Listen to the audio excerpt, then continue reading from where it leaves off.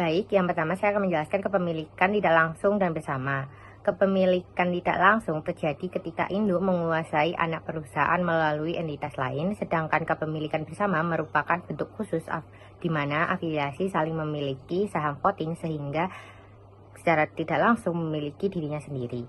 Walaupun prosedur konsolidasi untuk kepemilikan tidak langsung dan bersama lebih rumit dibandingkan kepemilikan langsung, tujuan utamanya tetap sama, yaitu mengukur pendapatan yang direalisasi dari tiap entitas dan membaginya antar kepentingan pengendali maupun non-pengendali. Yang pertama ada struktur afiliasi, yaitu dapat berupa kepemilikan langsung dan tidak langsung atas saham voting dari perusahaan lain sebesar 20% atau lebih. Kepemilikan langsung berasal dari investasi langsung, sedangkan kepemilikan tidak langsung berasal dari investasi yang memungkinkan investor mengendalikan atau mempengaruhi perusahaan melalui perusahaan yang dimiliki langsung. Dalam hal ini, dalam hubungan ayah anak cucu, perusahaan induk memiliki 80% saham anak perusahaan A, dan secara tidak langsung 56% saham anak perusahaan B, 80% dikali 70%, sehingga konsolidasi anak perusahaan B dianggap tepat. Kepentingan pengendali dalam struktur afiliasi memberikan kemampuan kepada perusahaan induk untuk mengendalikan semua operasional perusahaan afiliasi. Jika anak perusahaan A memiliki 60% saham anak perusahaan B, maka kepemilikan tidak langsung pada induk di B menjadi 48%, di mana 80% dikali 60%. Namun konsolidasinya tetap tepat karena 60% saham B dipegang dalam struktur afiliasi. Dalam hubungan antara perusahaan afiliasi, perusahaan induk memiliki 20% saham B secara langsung dan 32% secara tidak langsung, sehingga total kepemilikannya yaitu 52%. Pada kepemilikan bersama, anak perusahaan A memiliki saham perusahaan induk atau saham anak perusahaan B, sehingga menimbulkan kompleksitas yang memerlukan persamaan simultan atau prosedur matematika lain untuk mengalokasikan pendapatan ekuitas antar afiliasi. Selanjutnya ada kepemilikan tidak langsung, struktur ayah, anak, dan cucu. Masalah utama dalam situasi pengendalian tidak langsung adalah penentuan pendapatan dan ekuitas anak perusahaan berdasarkan ekuitas. Setelah akun pendapatan dan ekuitas anak perusahaan disesuaikan dengan basis ekuitas, prosedur konsolidasi sama untuk kepemilikan tidak langsung maupun langsung, meskipun proses konsolidasi dapat menjadi rumit karena detail tambahan dari beberapa entitas. Di sini diasumsikan bahwa Pop Corporation mengakuisisi 80% dari saham Sun Corporation pada 1 Januari 2016. Diketahui bahwa Sun mengakuisisi 70%-nya pada saham Toys Corporation di awal 1 Januari 2017. Baik investasi Pop di Sun maupun investasi Sun di Toys dilakukan dengan nilai wajar dan sama dengan nilai buku. Maka neraca pada 1 Januari 2017 segera setelah Sun mengakuisisi 70% kepemilikannya di Toys, yaitu sebagai berikut. Yang pertama ada aset lain pada Pop, yaitu 400 dan Sun sebesar 195. Maka Toys sebesar 190. Dan investasi in Sun yaitu 80% pada Pop 200 dan investasi in Toys sebesar 70% pada Sun sebesar 105. Maka hasil Pop yaitu 600, Sun total hasil sebesar 300 maupun Toys sebesar 190. Maka ada juga kewajiban pada Pop sebesar 100, Sun sebesar 50 dan Toys sebesar 40. Ada juga capital stock atau modal saham pada Pop sebesar 400, Sun sebesar 200 dan Toys sebesar 100. Ada retain early atau laba ditahan sebesar 100 pada Pop, 50 pada Sun dan Toys sebesar 50. Maka total hasilnya Pop 600, Sun 300 dan Toys sebesar 190. Maka data menunjukkan masing-masing perusahaan memiliki pendapatan yang terpisah karena Pop memiliki kepemilikan tidak langsung pada Toys sebesar 80% dikali 70% yaitu sebesar 56%. Maka pendapatan terpisah dari ketiga perusahaan yang tidak termasuk pendapatan investasi dan dividen pada 2017 yaitu Pop pada pendapatan terpisah sebesar 100, Sun sebesar 50, dan Toys sebesar 40. Dan dividen pada POP sebesar 60, Sun sebesar 30, dan Toys sebesar 20. Selanjutnya ada metode ekuitas akuntansi untuk afiliasi struktur ayah anak cucu. Dalam pencatatan pendapatan investasi di tahun 2017, berdasarkan ekuitas, Sun Corporation menentukan pendapatan investasinya dari Toys Corporation sebelum Pop Corporation menentukan pendapatan dari Sun. Sun Corporation mencatat investasinya di Toys Corporation dengan ada sebagai berikut di tahun 2017. Sun, buku pada Sun yaitu cash sebesar 14.000 dan investment in Toys sebesar 14.000. Maka untuk mencatat dividen yang diterima dari Toys yaitu dari 20.000 dikali 70% dan investment in Toys sebesar 28.000 dan income from Toys sebesar 28.000. Untuk mencatat pendapatan dari Toys atau mainan yaitu 40.000 dikali 70%. Pendapatan bersih Sun untuk tahun 2017 yaitu 78 dari 50 pendapatan terpisah ditambah 28 pendapatan dari Toys. Dan saldo akun investasi di Toys pada 31 Desember 2017 adalah 119, di mana 105 saldo awal ditambah 28 pendapatan lalu dikurangi 14 dividen. Berikut catatan untuk mencatat investasinya pada Sun Corporation di tahun 2017 yaitu buku pada POP yaitu cash yaitu sebesar 24.000 dan investment in Sun sebesar 24.000. Yang dimana dividen yang diterima dari Sun yaitu 30.000 dikali 80% dan investment in Sun sebesar 62.400, income from Sun 62.400 didapat dari pendapatan dari Sun yaitu 78.000 dikali 80%. Pendapatan bersih POP untuk tahun 2017 yaitu 162.400 karena 100 pendapatan terpisah ditambah 62.400 pendapatan dari Sun. Dan saldo recurring investasi di Sun sebesar 31 Desember 2017 yaitu 238.400. Dari 200 saldo awal ditambah pendapatan 62.400 dikurangi dividen sebesar 24.000 dan bagian pengendali laba bersih konsolidasi 2017 yaitu 162.400 sama dengan pendapatan metode ekuitas pada Pop Corporation. Dalam struktur kepemilikan tidak langsung atau indirect holdings, laba bersih konsolidasi itu dapat dihitung dengan beberapa pendekatan yang hasilnya tetap sama. Contoh struktur POP, Sun, and Toy. Nah, di sini POP itu memiliki 80% Sun dan Sun itu memiliki 70% Toy. Laba terpisah masing-masing perusahaan adalah POP 100.000, Sun 50.000, dan Toy 40.000. Dengan pendekatan pertama, laba pengendali itu dihitung dari laba POP ditambah bagian laba Sun dan Toy sesuai kepemilikan efektif.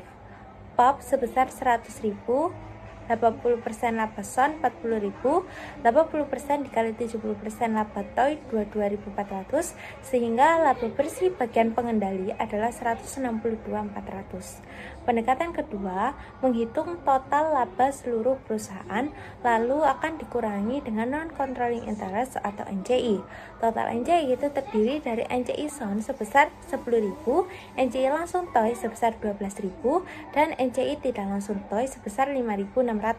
Total NCI adalah 27.600 sehingga laba pengendali tetap 162.400.000. Pendekatan ketiga menggunakan jadwal alokasi bertingkat atau cascade schedule, yaitu laba Toy dialokasikan terlebih dahulu ke Sun dan NCI, lalu laba Sun dialokasikan ke POP dan NCI Sun.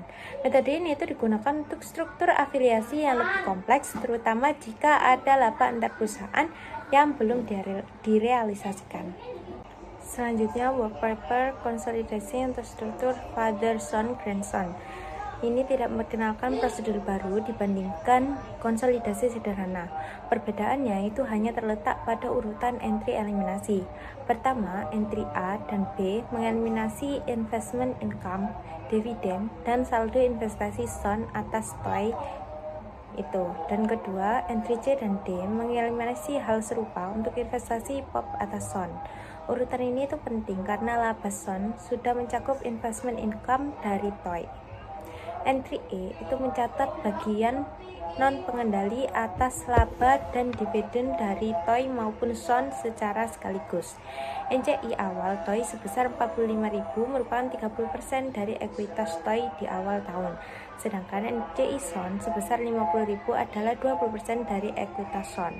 Setelah semua entry eliminasi, controlling share of net income dan return earning konsolidasi masing-masing sebesar 162.400 dan 202.400, sama persis dengan net income dan return earning POP yang mengonfirmasi keberhasilan work paper. Entry E, NCI worksheet, non-controlling interest share, SON itu 15.600, NCI share TOI 12.000, dividen 12.000, non-controlling interest SON itu 9.600, lalu non-controlling interest TOI itu 6.000, NCI TOI 30% dikali 40.000, laba TOI, NCI SON 20% dikali laba SON yang dilaporkan. Berbeda dengan struktur yang tadi, struktur connecting affiliates itu terjadi ketika antar anak perusahaan itu memiliki hubungan kepemilikan silang. Dalam kasus ini, PET itu memiliki 70% saham SAL dan 60% saham T, sedangkan SAL itu juga memiliki 20% saham T. Karena itu, PET itu mengendalikan T secara langsung maupun tidak langsung melalui SAL. Total kepemilikan efektif PET atas T itu menjadi 74%, yaitu 60% ditambah 70% dikali 20%. Pada tahun 2018, laba itu terpisah masing-masing perusahaan adalah PET sebesar 70.000, SAL sebesar 35.000, dan T sebesar 20.000. Setelah dilakukan eliminasi laba perusahaan antar perusahaan atau unrealized profit, laba yang benar-benar direalisasi itu menjadi PET 60.000, SAL 30.000, dan T tetap 20.000.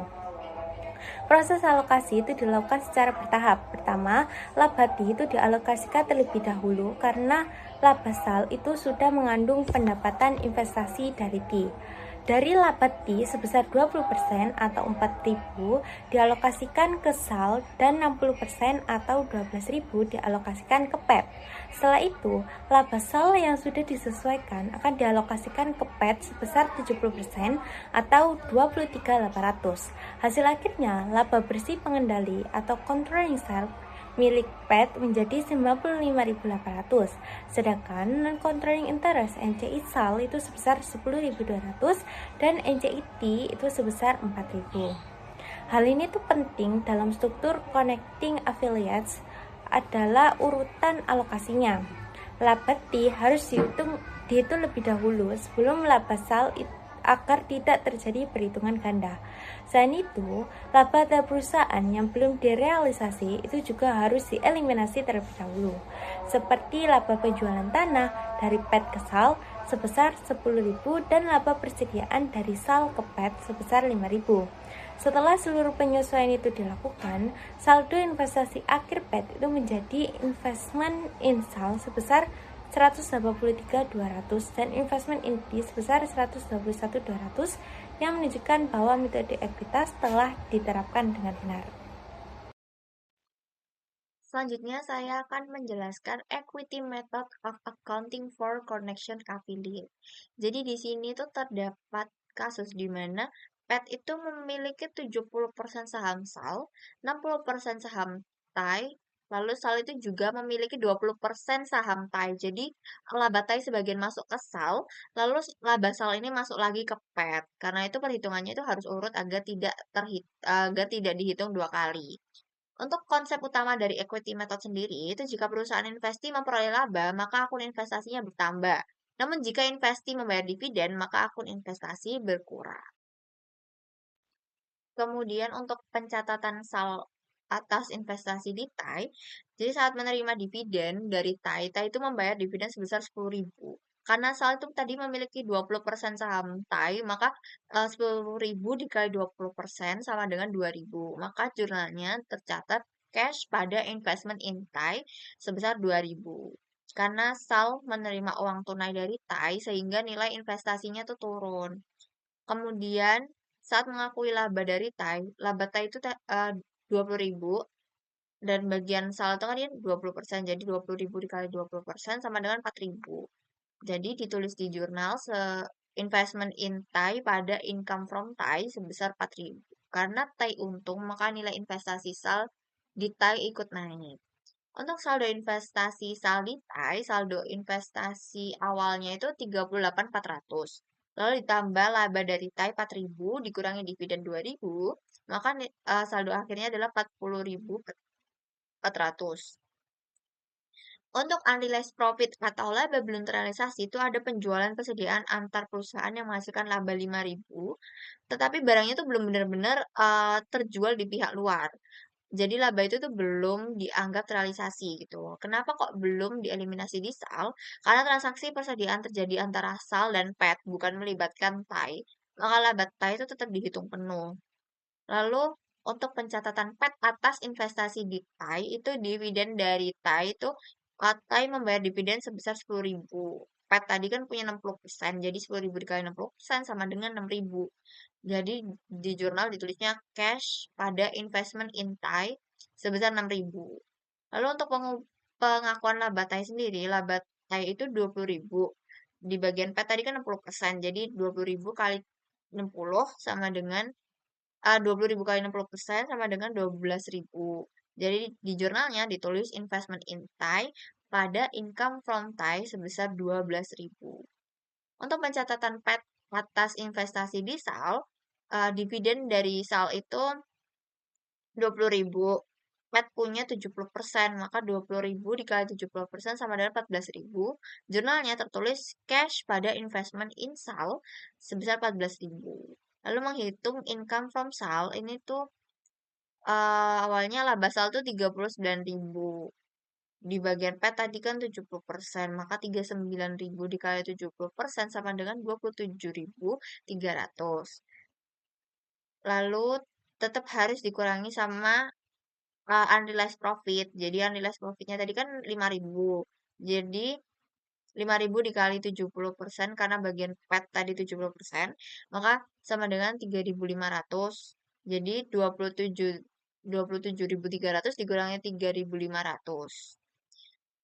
Kemudian ada keuntungan penjualan tanah yang belum terrealisasi sebesar 10.000 karena transaksi downstream atau upstream tertentu seluruhnya dieliminasi, maka tadi itu 23.800 dikurangi 10.000 sama dengan 13.800, maka income from salnya itu 13.800. Untuk saldo akhir investasi PET, investment in salnya, saldo awal kan 183.400 ditambah income 13.800 dikurangi dividen 14.000, maka saldo akhirnya 183.200.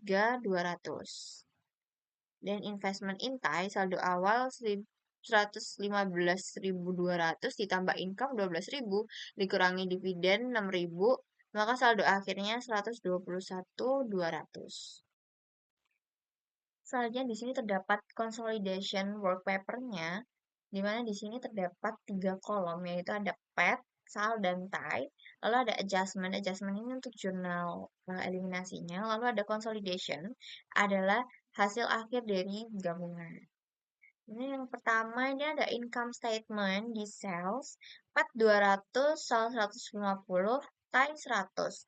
Total awalnya 450, tapi ada eliminasi A sama dengan 15 karena ada penjualan antar perusahaan sebesar 15.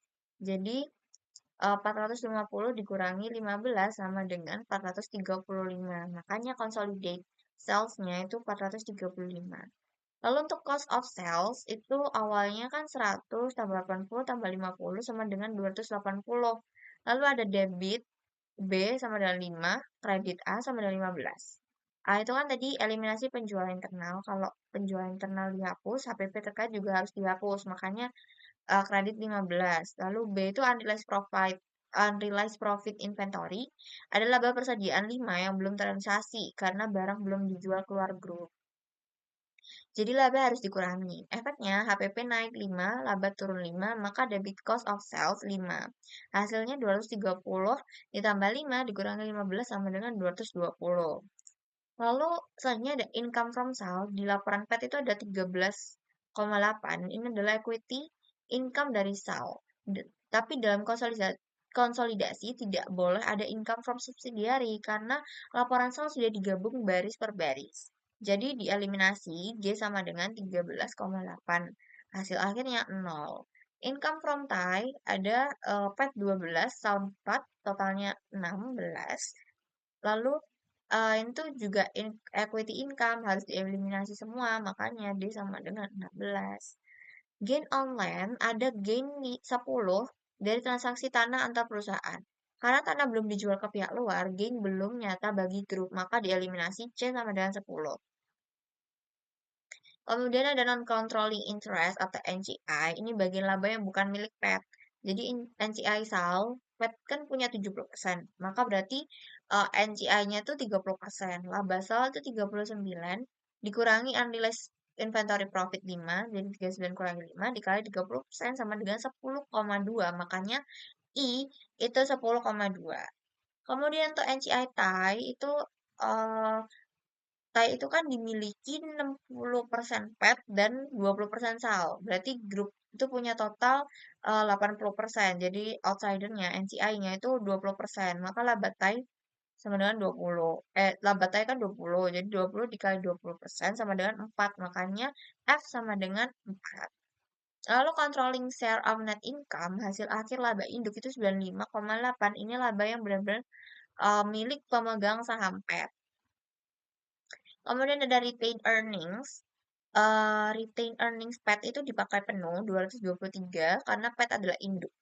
Kemudian retained earnings SAL dan TAI itu dihapus H sama dengan 50, E sama dengan 80 karena retained earnings anak perusahaan tidak boleh tampil terpisah dalam konsolidasi, maka sudah melebur ke induk gitu.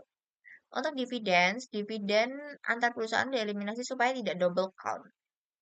Jadi G sama dengan 14, artinya dividen sal ke PET itu dieliminasi. Bagi sal, dividennya keluar, namun bagi PET, dividennya masuk. Dalam grup itu cuma perpindahan internal aja. Lalu ada balance sheet.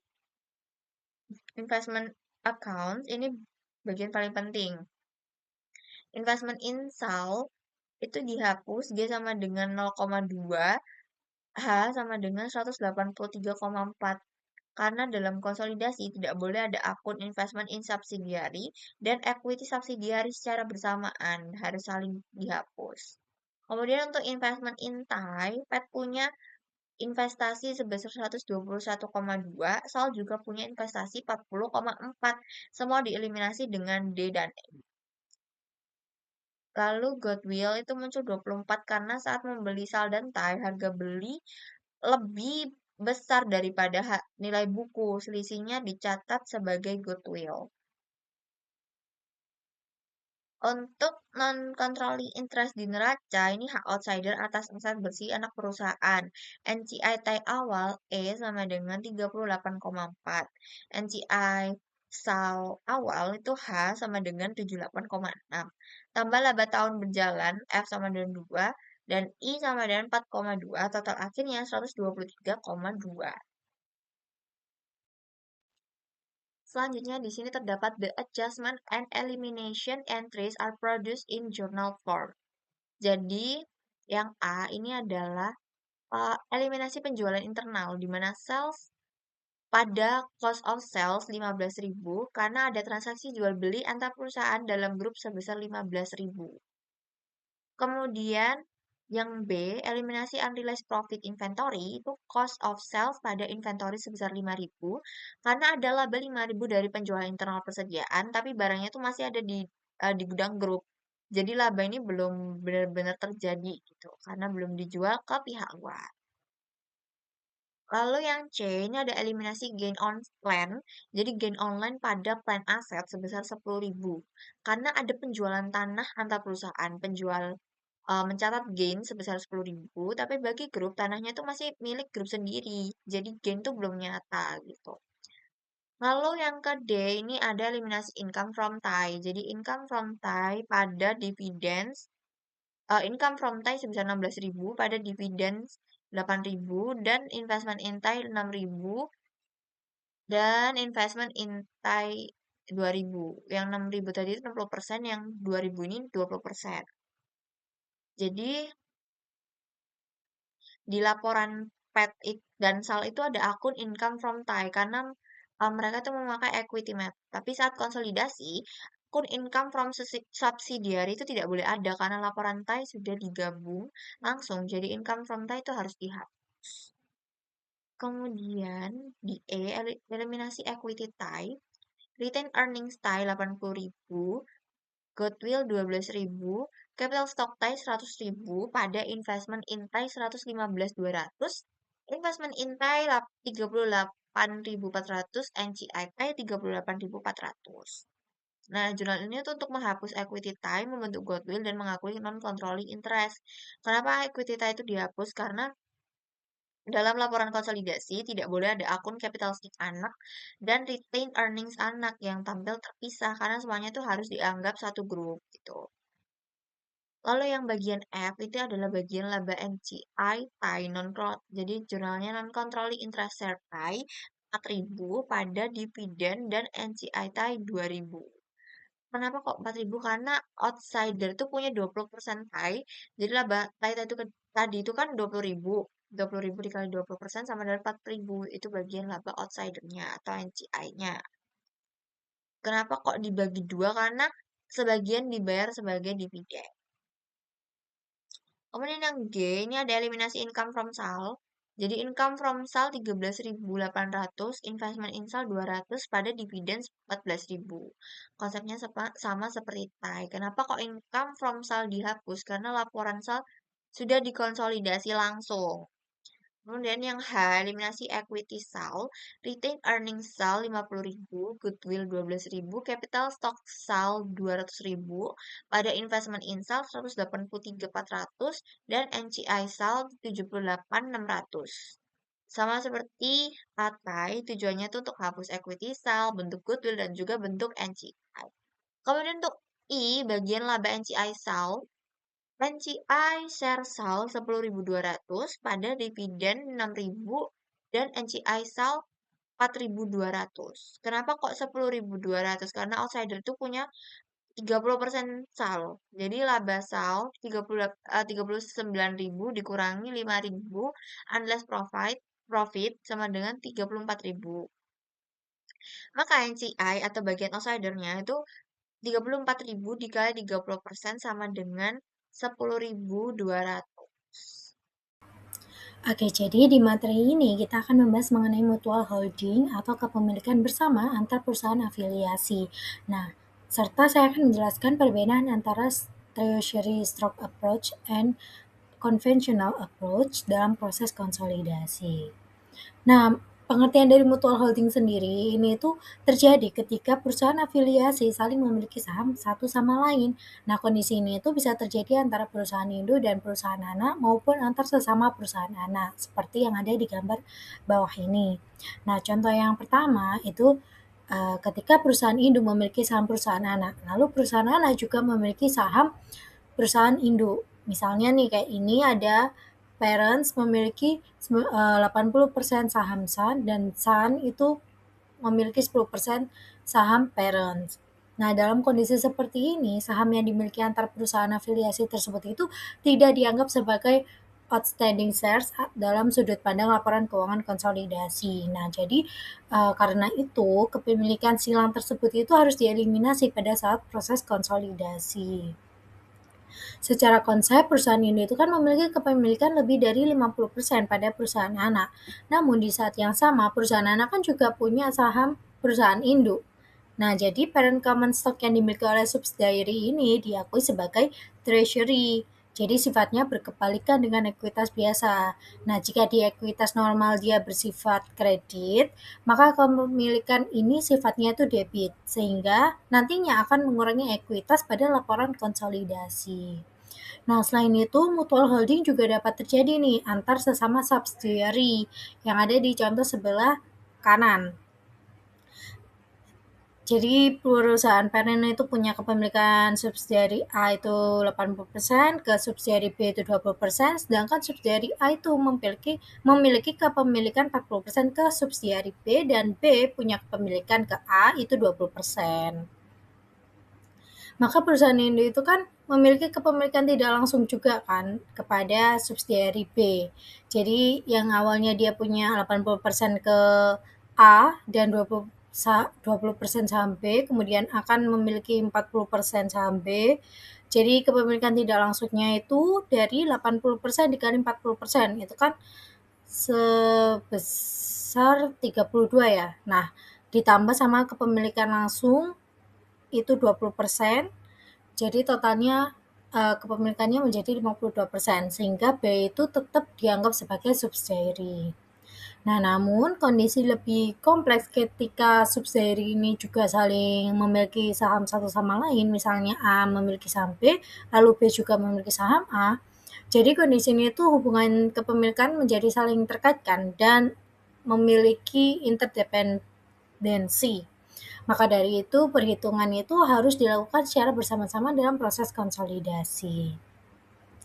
Nah, untuk mengatasi mutual holding tersebut, terdapat dua pendekatan yang digunakan, yaitu treasury stock approach dan conventional approach.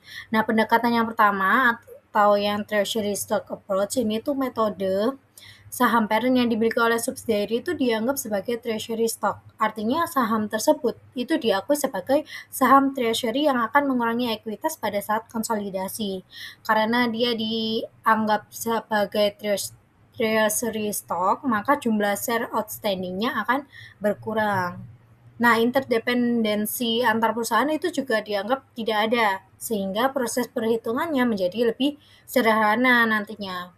Nah, dalam metode ini, treasury stock itu dicatat menggunakan cost basis. Sedangkan pendekatan yang kedua, yaitu conventional approach, itu metode yang mana kayak saham parent yang dimiliki subsidiary itu dianggap sudah tidak beredar lagi atau dianggap retired. Jadi saham tersebut itu benar-benar dihapus gitu. Sehingga shares outstanding milik parents akan berkurang secara langsung karena jumlah saham berkurang, maka additional paid-in capital-nya itu kan juga ikut berkurang. Nah, berbeda dengan tadi treasury stock approach, pada konvensional ini hubungan interdependensi antar perusahaan itu masih tetap ada. Nah, maka dari itu perhitungannya itu jadi lebih kompleks gitu dan harus menggunakan fungsi matematis atau simultaneous state of equation. Nah, perbedaan lainnya itu juga terlihat pada perhitungan retained earnings dan net income-nya. Nah, dalam kondisi mutual holding, laba perusahaan anak itu kan akan dialokasikan ke perusahaan induk sebagai bagian dari laba konsolidasi. Nah, kemudian laba tersebut itu dibagikan dalam bentuk dividen kan. Nah, namun salah satu penerima dividennya itu bisa aja subsidiary itu sendiri karena adanya kepemilikan silang tadi. Nah, akibatnya muncul tambahan income berupa dividen income. Jadi terdapat sedikit perbedaan dalam perhitungan laba karena ada tambahan income yang berasal dari pembagian dividen tersebut. Nah, karena laba itu berubah, maka controlling interest dan non-controlling interest-nya kan juga ikut berubah kan. Jadi secara keseluruhan itu kayak treasury approach itu lebih sederhana karena dianggap interdependensinya itu nggak ada dengan mengakui saham subsidiary sebagai treasury stock, sedangkan konvensional itu lebih kompleks gitu. Karena hubungan antar perusahaan tetap diperhitungkan sehingga memerlukan perhitungan matematis dan menentukan consolidate net income dan equity pada laporan keuangan konsolidasinya. Oke, kita langsung masuk ke ilustrasi penggunaan treasury stock approach pada kasus mutual holding. Nah, di sini ada diasumsikan Palm Corporation itu kan mengakuisisi 90% saham Sun Corporation pada tanggal 1 Januari 2015. Nah, nilai akuisisinya itu sebesar 540.000. Pada saat itu, total ekuitas Sun terdiri dari capital stock sebesar 400.000 dan retained earnings sebesar 200.000, sehingga total book value-nya adalah 600.000. Nah, karena PAM ini memiliki 90% saham Sun, maka nilai kepemilikannya itu kan 600.000 tadi dari book value dikali sama presentase kepemilikannya yaitu sebesar 90%, sama dengan 540.000. Nah, hasilnya sama dengan nilai perolehan investasinya, sehingga fair value dengan book value itu tidak dapat goodwill kan. Nah, kemudian pada tanggal 5 Januari 2015, Sun itu membeli 10% saham Palm sebesar 140.000. Nah, pada saat itu total ekuitas Palm itu terdiri dari capital stock sebesar 1 juta dan return earning sebesar 400.000. Sehingga total ekuitas Palm adalah 1.400.000. Nah, kalau kita hitung nilai kepemilikan Sun terhadap Palm itu kan dari 1.400.000 dikali sama persentase kepemilikannya yaitu 10%. Hasilnya adalah 140.000. Nah, karena nilai perolehannya itu juga sama dengan book value, maka kembali lagi dia tidak terdapat goodwill. Selanjutnya diberikan trial balance Palm and Sun pada akhir tahun 2016. Dari data tersebut, kita itu dapat menghitung nih net income masing-masing perusahaan. Nah, untuk menghitung net income itu kan didapat dari sales dikurangi dengan beban ya. Jadi di Palm itu net income-nya 240 dikurangi 140, jadinya net income-nya adalah 100. Sedangkan Sun itu memiliki net income sebesar 60.000, didapat dari sales-nya tadi 160 itu dikurangi dengan expense-nya yaitu 100. Nah, karena kepemilikan Sun terhadap PAM itu 10%, maka Sun itu menggunakan cost method. Dalam cost method, meskipun PAM itu memperoleh laba, Sun itu tidak mengakui bagian laba tersebut sebagai investment income. Sun itu hanya akan mencatat pendapatan jika dia menerima dividen. Sebaliknya, PAM menggunakan equity method nih, karena kepemilikan terhadap Sun itu kan sebesar 90% kan, memiliki pengaruh kan. Nah, income yang diakui Palm dari Sun itu dihitung tadi net income Sun itu kan 60.000 nih. Terus dikali sama kepemilikan dari Palm 90%. Nah, totalnya adalah 54.000. Nilai 54.000 inilah yang dicatat sebagai income from Sun oleh Palm. Selanjutnya kita masuk nih ke consolidation working paper tahun 2016 yang ada di gambar kanan. Nah, jurnal eliminasi yang pertama, yaitu yang A, itu digunakan untuk mengeliminasi investment income yang diakui oleh Palm. Karena Palm mencatat income from Sun sebesar 54.000, maka akun tersebut harus dieliminasi pada saat konsolidasi nih. Jadi, investment income itu didebit sebesar 54.000 dan investment insight-nya dikredit sebesar 54.000. Kemudian jurnal yang B digunakan untuk mengeliminasi resiprokal akun antara investment Sun dan equity milik Sun. Jadi return earning Sun itu sebesar 200.000 itu dieliminasi, capital stock Sun sebesar 400.000 itu juga dieliminasi, lalu investment Sun sebesar 540.000 itu juga dieliminasi. Nah, dari situ dihitunglah non-contract interest. Karena PAM memiliki 90%, maka NC-nya itu kan 10% ya. Jadi perhitungannya 600.000 itu dari capital stock dan return earning itu dikali sama 10%. Hasilnya kan 60.000. Nah, kemudian jurnal yang C itu kan merupakan bagian paling penting nih dalam treasury stock approach, yaitu eliminasi kepemilikan Sun terhadap Palm. Nah, karena Sun ini memiliki 10% saham Palm sebesar 140.000 tadi, maka kepemilikan tersebut itu diakui sebagai treasury stock. Nah, jadi treasury stock itu didebit sebesar 140.000 dan investment in Palm itu dikredit sebesar 140.000. Nah, karena treasury stock ini bersifat debit, maka akun tersebut itu mengurangi total equity pada laporan konsolidasi. Nah, ini tuh intinya dari treasury stock approach, yaitu saham parent yang memiliki subsidiary itu diperlakukan sebagai treasury stock dan menjadi pengurang equity konsolidasi. Nah, terus kita hitung NCI atas income Sun. Tadi kan net income Sun itu sebesar 60.000 kan. Terus NCI-nya itu 10%. Nah, 60.000 dikali 10% itu adalah 6.000. Maka bagian laba untuk non-controlling interest adalah 6.000. Oke, kita lanjut ke tahun 2017. Nah, jadi pada tahun 2017 itu kan terdapat pembagian dividen nih, sehingga situasinya menjadi lebih kompleks. Nah, karena Sun ini menggunakan cost method atas investasinya di Palm, maka dividen yang diterima dari Palm itu dicatat sebagai dividen income. Nah, Palm itu membagikan sebesar 60.000 nih, dan Sun memiliki 10% saham Palm, sehingga dividen income yang diterima Sun adalah 6.000. Itu dari 60.000 dikali sama kepemilikannya, 10%. Nah, nilai 6.000 ini diakui Sun sebagai income. Nah, akibat net income Sun tahun 2017 itu menjadi 86.000, didapat dari ini kan ada spread earnings-nya Sun itu kan 80.000. Nah, 6.000-nya kan tadi nih pembagian dari dividennya PAM 60.000 dikali sama kepemilikan Sun. Didapatlah 86.000. Udah kan? Nah, kemudian PAM ini mencatat income from Sun menggunakan equity method. Karena income Sun sebesar 86.000 dan kepemilikan PAM itu 90%, maka income yang diakui PAM itu sebesar 77.400.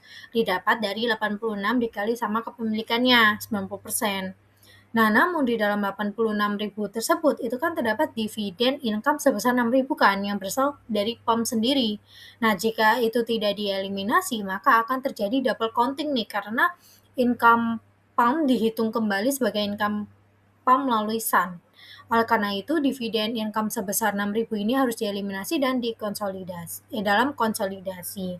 Kemudian, PAM juga menerima nih dividen dari Sun sebesar 40.000. Nah, karena PAM memiliki 90%, maka dividen yang diterima PAM adalah 40.000 dikali 90% nih, sama dengan 36.000.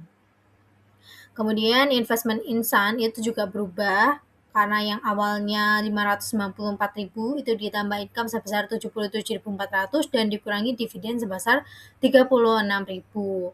Jadi hasilnya adalah 635.400 sehingga saldo investment insan pada akhir 2017 menjadi 635.400. Nah, nilai tersebut juga sama dengan 90% dari total equity Sun akhir 2017. Nah, total equity Sun akhir 2017 itu dihitung dari retained earnings awal ditambah net income dan dikurangi dividen. Jadi retained earning awalnya tadi 650.000 kan, itu ditambah sama net income-nya 86.000 dikurangi sama dividennya yaitu 50.000. Hasilnya 706.000. Kemudian 706.000 ini tuh dikali sama kepemilikan PAM yaitu 90%. Didapatlah 635.400. Nah, selanjutnya pada consolidation working papers tahun 2017 yang ada di kanan, gambar kanan, itu jurnal A akan digunakan untuk mengeliminasi income from Sun kan sebesar 77.400, kemudian dividen income sebesar 6.000, dividen sebesar 36.000 dan investment in Sun sebesar 41.400. Totalnya jadi 77.400. Nah, jurnal B itu digunakan untuk mengeliminasi reciprocal akun antara investment in Sun dengan equity Sun, yaitu retained earnings-nya tadi 260.000, capital stock-nya 400.000, investment in Sun 594.000 dan NCI-nya sebesar 66.000. Nah, kemudian jurnal C itu digunakan untuk mengeliminasi kepemilikan Sun terhadap PAM dengan mengakui treasury stock sebesar 140.000. Nah, di jurnal D itu digunakan untuk mencatat NCI share atas income dan dividen. Nah, NCI share atas income itu dihitung dari 86.000 tadi, itu dikali sama 10%, hasilnya 8.600, sedangkan dividen untuk NCI-nya itu 40.000 dikali 10%, hasilnya 4.000. Sehingga saldo akhir NCI-nya menjadi 4.600. Jadi dari ilustrasi ini tuh dapat dilihat nih bahwa treasury stock approach itu memperlakukan saham parent yang dimiliki subsidiary sebagai treasury stock yang mengurangi equity konsolidasi. Nah, metode ini tuh membuat hubungan interdependensi dianggap tidak ada nih, sehingga proses konsolidasinya itu menjadi lebih sederhana dibandingkan dengan conventional approach.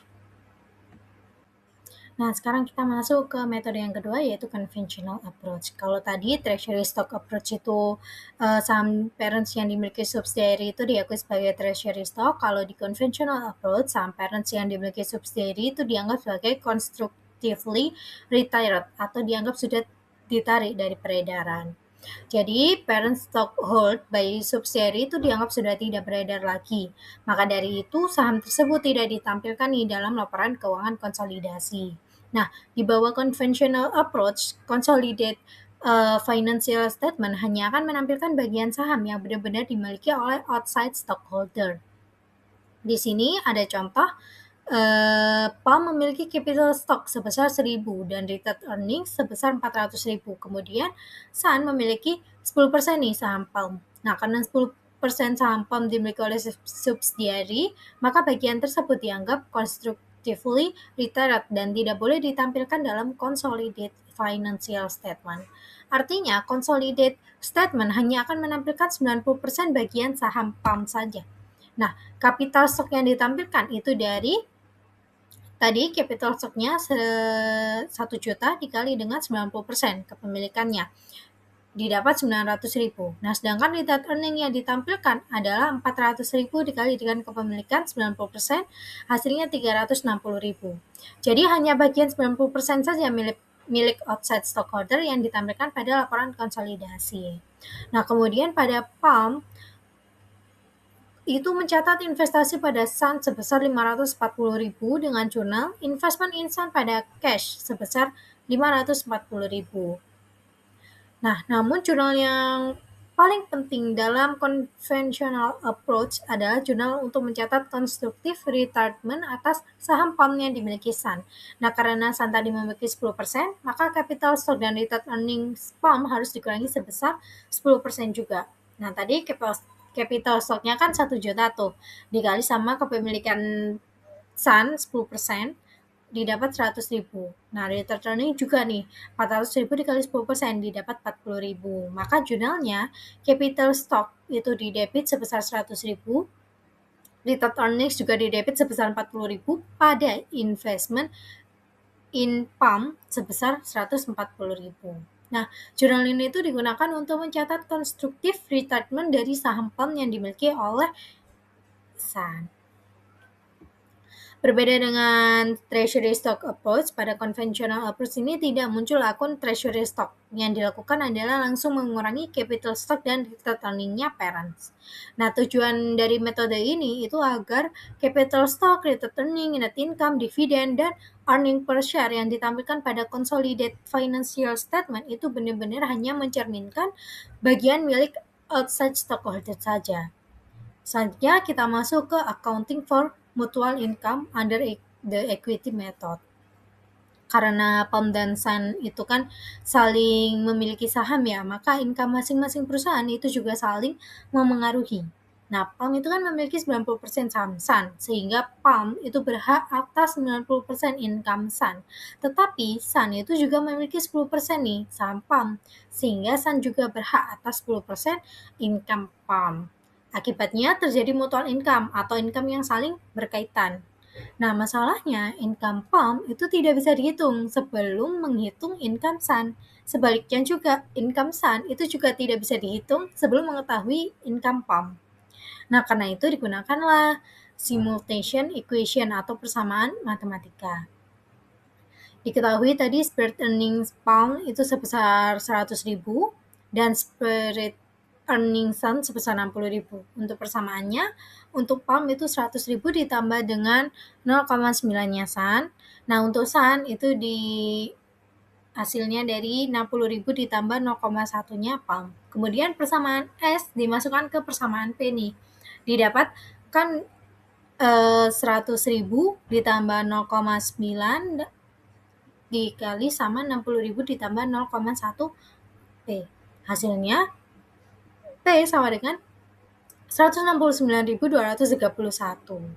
Nah, kemudian nilai P ini dimasukkan kembali nih ke persamaan S. Nah, S itu 60.000 ditambah 0,1 dikali dengan P kan. Nah, P itu 169,231. Didapatlah hasilnya S sama dengan 76.923. Nah, nilai P sebesar itu masih termasuk mutual income. Karena itu, untuk mencari consolidated net income yang sebenarnya dilakukan oleh alokasi lagi.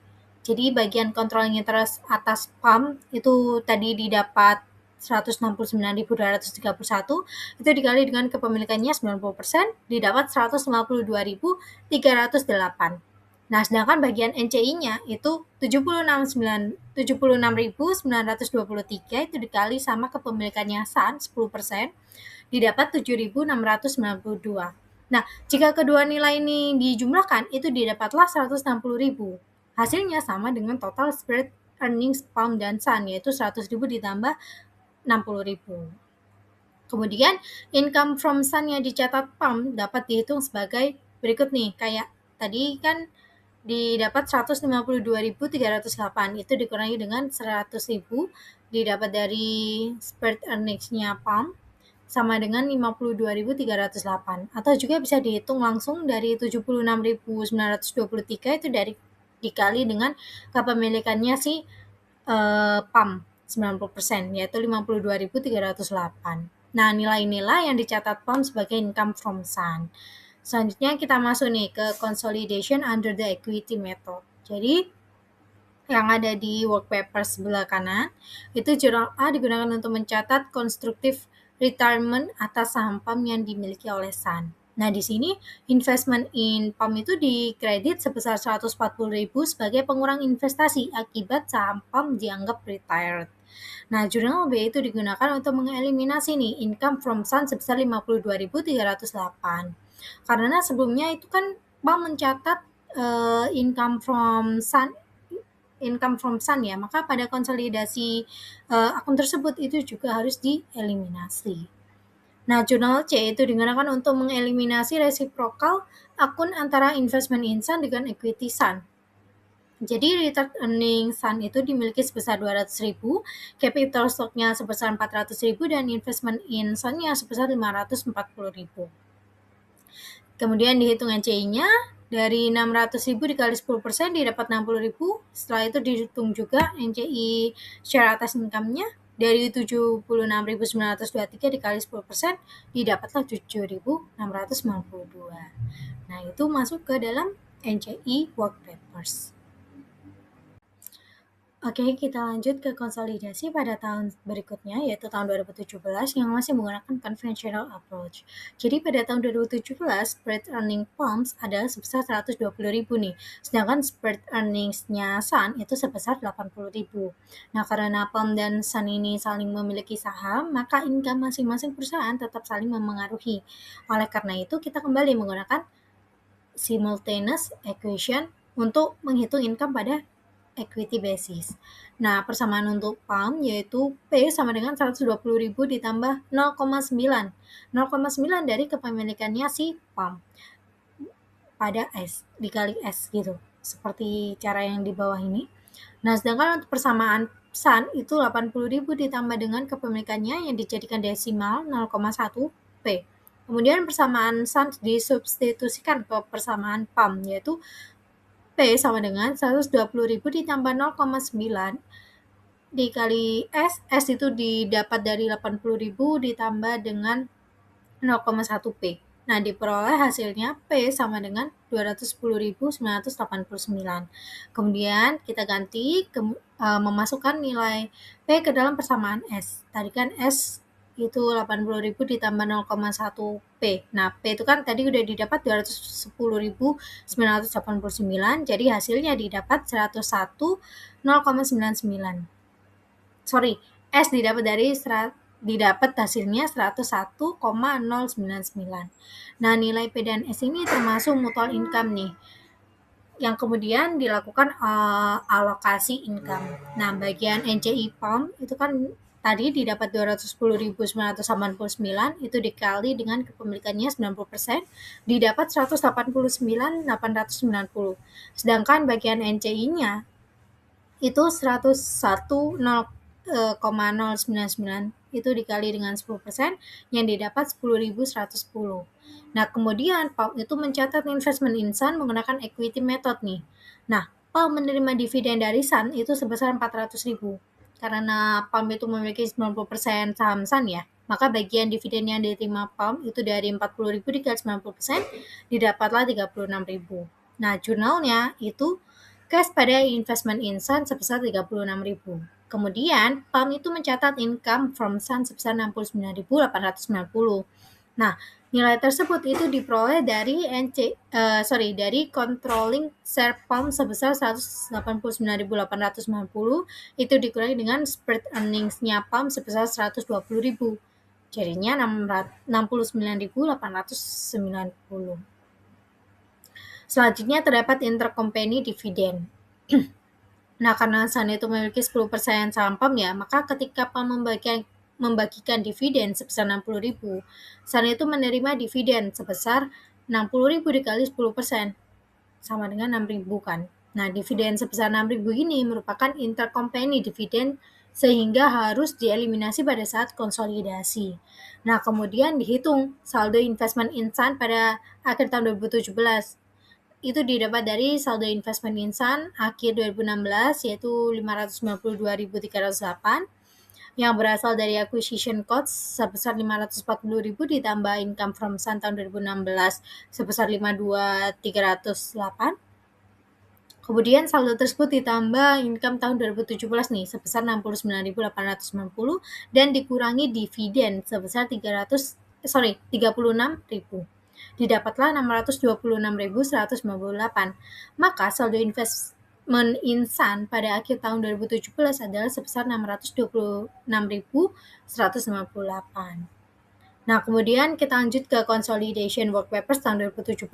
Dilihat di gambar sebelah kanan, ya. Itu jurnal yang A itu digunakan untuk mencatat constructive retirement atas saham PAM yang dimiliki Sun. Sebetulnya untuk jurnalnya sendiri itu sama seperti yang sudah saya jelaskan di slide sebelumnya, tetapi kan ini perhitungannya berbeda ya, maksudnya angkanya udah berbeda. Nah, jadi karena saham PAM yang dimiliki Sun itu dianggap retired, maka investment in PAM-nya juga dieliminasi. Nah, jurnal B itu digunakan untuk mengeliminasi income from Sun sebesar 69.890. Karena PAM sebelumnya itu mencatat income from Sun-nya, maka pada konsolidasi akun tersebut itu harus dieliminasi. Nah, jurnal yang C itu digunakan untuk mengeliminasi reciprocal akun antara investment in Sun dan equity Sun. Di sini retained earning Sun itu dieliminasi, capital stock Sun itu juga dieliminasi, dan investment in Sun-nya juga dieliminasi.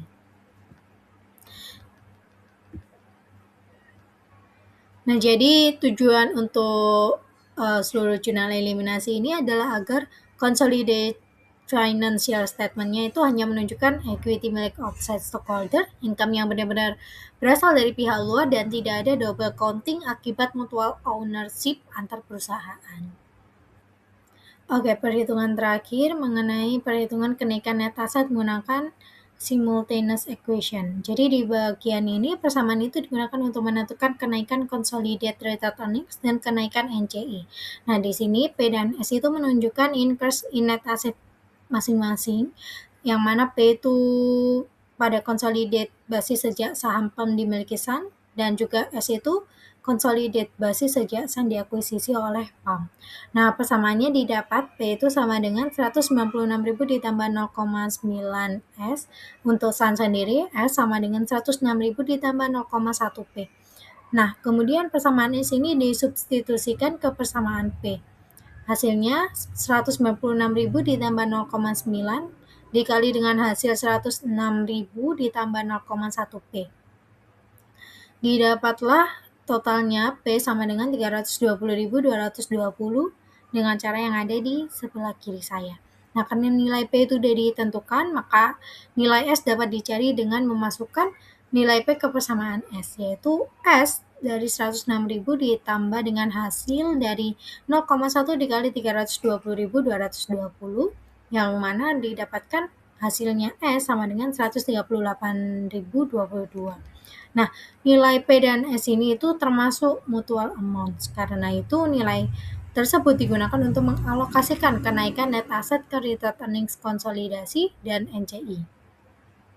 Jadi retained earnings PAM itu dihitung dari 320.220 tadi dikali dengan kepemilikan PAM 90%, didapatkan 288.158. Jadi kenaikan consolidated retained earnings-nya PAM sebesar 288.158.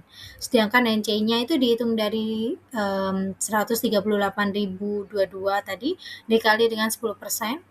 Hasil dari S itu sama dengan 13.802. Jadi kenaikan NCI retained earnings adalah sebesar 13.802. Nah, jika keduanya ini dijumlahkan, 288.198 ditambah 13.802, didapatlah 302.000. Nah, hasil tersebut sama dengan total net asset increase konsolidasi. Nah, kemudian saya akan melanjutkan mengenai subsidiary stock mutually held. Nah, pada slide ini dijelaskan mengenai struktur kepemilikan saham antar perusahaan di dalam grup. Nah, perusahaan induk yaitu PAL itu memiliki 80% saham SET, kemudian SET memiliki 70% saham dari TON. Nah, di sini informasinya selain itu terdapat kepemilikan silang atau mutual holding yang dimana TON juga memiliki 10% dari saham SET. Nah, akibat struktur tersebut muncul non-controlling interest sebesar 10% pada SET dan 30% pada TON. Nah, selanjutnya dijelaskan proses akuisisi saham. Yang pertama, PAL membeli 80% saham SET sebesar $260.000 dan menghasilkan goodwill sebesar $25.000. Yang kedua, SET membeli 70% saham TON sebesar $112.000 dengan goodwill sebesar $10.000. Yang ketiga, TON membeli 10% saham SET sebesar $40.000 dan dicatat menggunakan cost method. Nah, pada bagian bawah ditunjukkan perhitungan saldo investasi per 31 Desember 2017. Yang mana untuk investasi PAL pada SET, saldo dihitung dari biaya perolehan dan ditambah bagian laba SET selama tahun 2016 dan 2017, sehingga total saldo investasi menjadi $340.000. Kemudian investasi SET pada TON itu dihitung dari biaya perolehan yang ditambah dengan 70% laba TON tahun 2017, yang sehingga menghasilkan saldo sebesar $133.000. Nah, sedangkan investasi PON pada SET itu tetap dicatat sebesar biaya perolehannya, yaitu $40.000.